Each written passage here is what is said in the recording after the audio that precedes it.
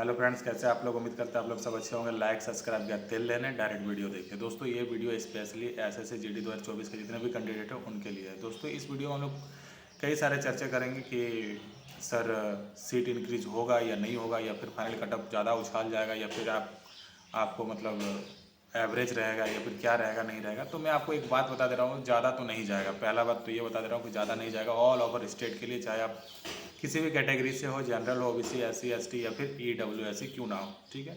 तो फाइनली किसी का भी ज़्यादा कटअप नहीं जाने वाला है। ज़्यादा का मतलब ये होता है कि 10 नंबर से ज़्यादा, ठीक है। और कम का मतलब ये होता है कि 2, 3 या 4 तक। इसको हम कम नंबर पे मान सकते हैं। ज़्यादा से ज़्यादा अगर कटअप हाई उसको बोल सकते हैं जिसका 10 नंबर से ज़्यादा चला गया। जैसे 11-12 नंबर अगर किसी स्टेट का चला जाता है, जनरल, ओबीसी, एससी, एसटी का, तो उसको हम हाई मान सकते हैं। लेकिन अगर 5 नंबर, 6 नंबर, 7 नंबर, 8 नंबर के अप्रॉक्स रहता है तो उसको हम एवरेज मान सकते हैं। लेकिन 8 नंबर को भी हाई का रेंज में ही ले लेंगे, क्योंकि 8 नंबर काफ़ी होता है।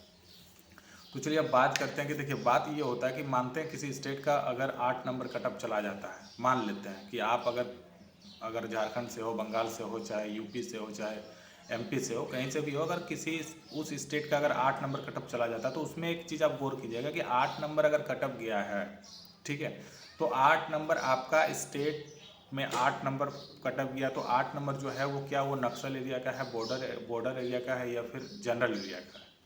8 नंबर सब एरिया का तो रहेगा नहीं, ठीक है। तो उससे कोई ना कोई कम तो जरूर रहेगा। नक्सल का थोड़ा कम रहेगा, बॉर्डर का उससे कम रहेगा, जनरल का थोड़ा हाई रहेगा। तो 8 नंबर, उसके बाद 8 नंबर, सिर्फ हम 8 नंबर को सिलेक्ट करके रखें अभी फिलहाल। आप ध्यान से मेरा बात को ध्यान दीजिएगा कि वो नक्सल, बॉर्डर, जनरल सबके लिए तो 8 नंबर रहेगा नहीं। अच्छा, और एक बात उसमें ये है कि CRPF, BSF, CISF, SSB, ITBP है, एसएसएफ भी है, ठीक है। तो क्या, और असम राइफल भी है, तो क्या सबका जो इसमें 8 नंबर आंकड़ा वो सही रहेगा? नहीं। सीआईएसएफ का हो सकता है 8 नंबर पे हुआ हो, तो आपका बीएसएफ आपको 6 या 5 नंबर में ही मिल जाएगा, ठीक है।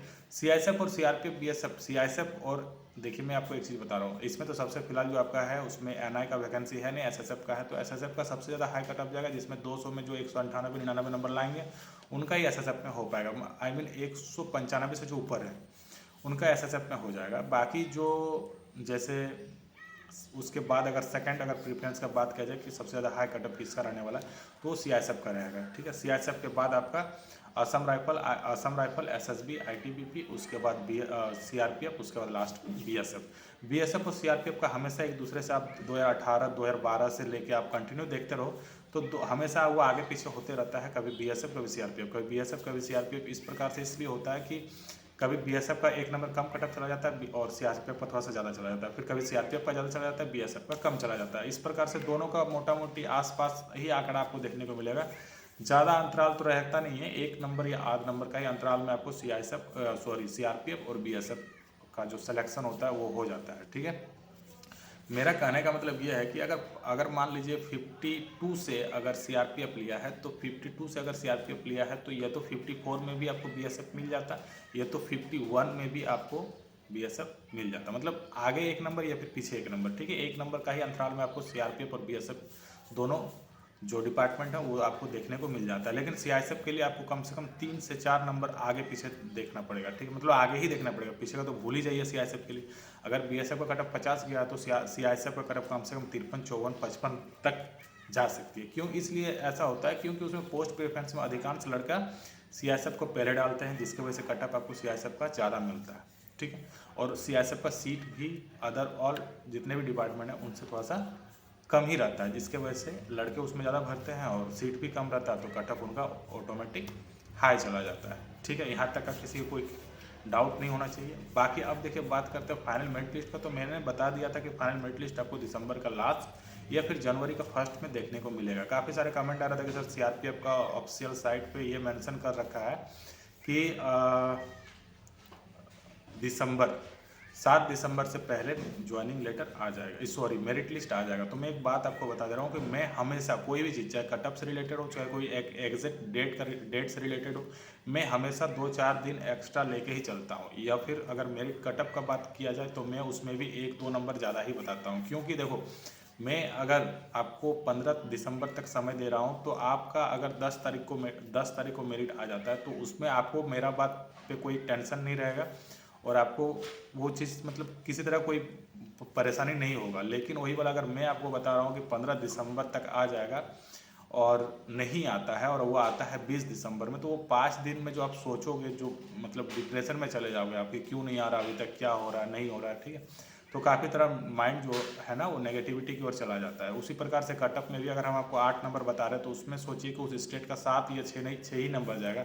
मैं एक आध नंबर ज़्यादा बताता हूँ, क्योंकि उसमें क्या होता है कि अगर ज़्यादा बता अगर कम ही बता दो और एक नंबर जम कर जाएगा तो फिर आपका मन उसमें निराश हो सकता है, जिसलिए हम थोड़ा सा ओवरऑल थोड़ा सा ज़्यादा ही बढ़ा के बोलते हैं। तो उसके लिए आप ज़्यादा चिंतित ना हो। इसलिए मैं हमेशा हर कटअप के बारे हो चाहे मेरिट लिस्ट डेट के बारे हो, मैं हमेशा बताता हूँ कि ये सिर्फ अनुमानित है, इसको 100% आप नहीं मानना।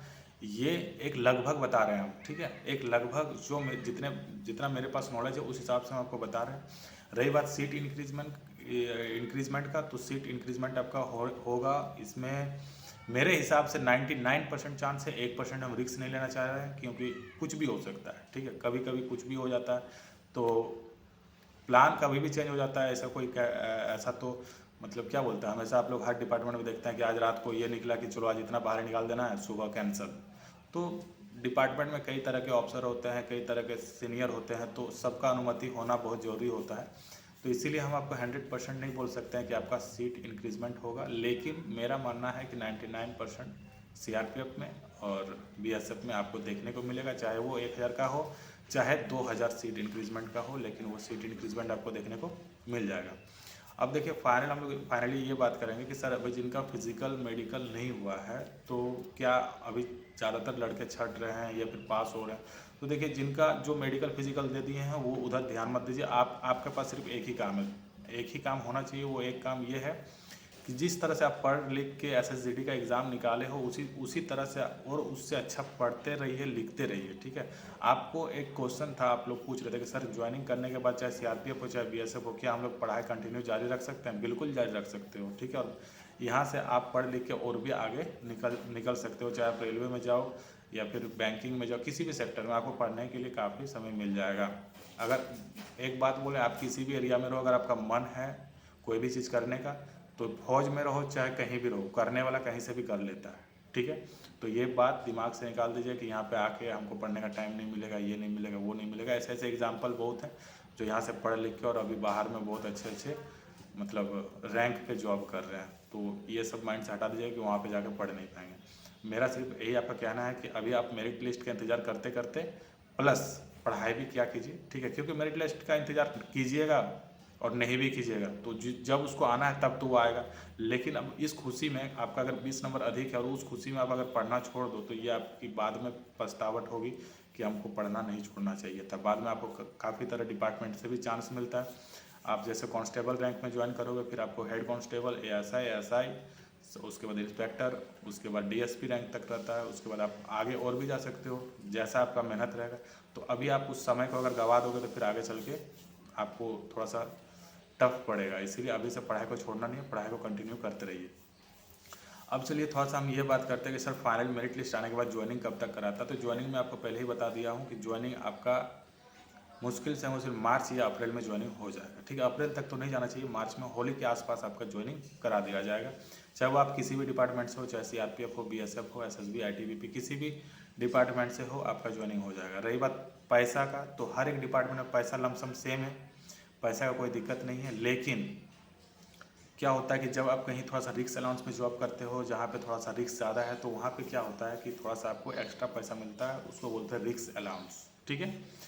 तो काफ़ी सारा एक वीडियो में कंप्लीट करना पॉसिबल नहीं है। तो आपको जिस चीज़ से प्रॉब्लम है, जो चीज़ आपको जानना है, आप उस चीज़ को बिल्कुल कमेंट करो, मैं आपका एक एक करके कमेंट का रिप्लाई कर दूंगा।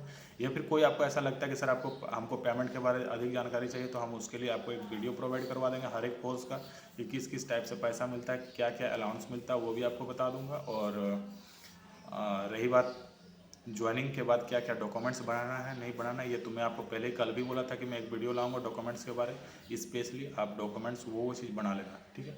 और अभी फिलहाल दोस्त समय नहीं मिल पाता है, सबसे बड़ा बात होता है समय तो मिलता है लेकिन वैसा सिचुएशन नहीं मिलता। अभी ये वीडियो हम जहाँ बना रहे हैं, यहाँ पे थोड़ा मोड़ा डम्बल उम्बल रखा हुआ है, यहाँ पे कभी कभार सुबह शाम थोड़ा बहुत जिम वगैरह करते हैं और यहाँ पे वीडियो बना रहे हैं।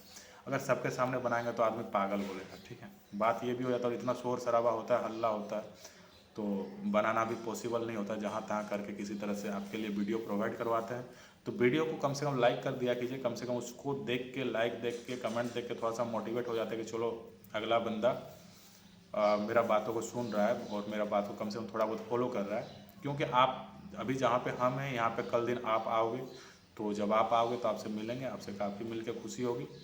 और अभी से ही इसलिए भाईचारा है थोड़ा सा, क्योंकि जो हम कर रहे हैं वो आप करने वाले हो, इसलिए थोड़ा सा भाईबंदी हो जाता है। तो खैर ये सब बात छोड़िए, अगर आपको मेरा वीडियो, हर एक वीडियो अच्छा लगता हो तो आप लाइक बिल्कुल किया कीजिए, और आने वाला हर एक वीडियो को देखने के लिए चैनल को सब्सक्राइब कर लीजिएगा, क्योंकि मेरा हर एक वीडियो SSC GD से रिलेटेड ही रहेगा। बाकी थोड़ा बहुत शॉर्ट्स वगैरह डालते हैं, वो सब ऐसे नॉर्मली अपना टाइम पास थोड़ा बहुत कर लेते हैं फ्री टाइम में, मज़ा मस्ती। नहीं तो आदमी अकेले ऐसे रहते रहते बोर हो जाएगा, डिप्रेशन में चला जाएगा, पागल हो जाएगा। इसीलिए आदमी को खुद से कुछ ना कुछ खोजना चाहिए जिससे उसको खुशी मिले, ठीक है। अगर हमको आपसे बात करके खुशी मिलता है तो आप 500 दोस्त हो चाहे 1000 दोस्त हो, उससे हमें कोई मतलब नहीं है। बस एक दोस्त भी अगर मेरा वीडियो को देख रहा है तो वो उससे मेरा सेटिस्फेक्शन हो जाता है, ठीक है, कि चलो भाई मेरा कोई एक दोस्त देख लिया, ये मैटर करता है। मेरे को ये नहीं मैटर करता है कि हमको मिलियन देखना है। अगर मिलियन देखना रहता तो SSG का वीडियो कोई मिलियन में नहीं जाता है व्यूज़, ठीक है।